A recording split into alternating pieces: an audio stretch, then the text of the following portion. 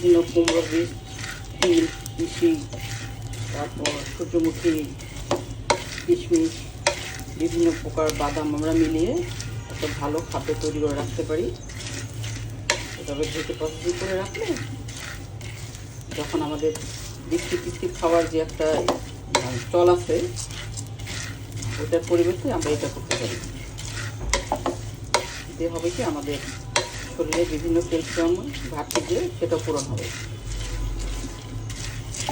আর এই ধরনের খাবারগুলো খুবই স্বাস্থ্যকর এবং বাংলাদেশে এখন প্রায় অ্যাভেলেবেলই পাওয়া যায়।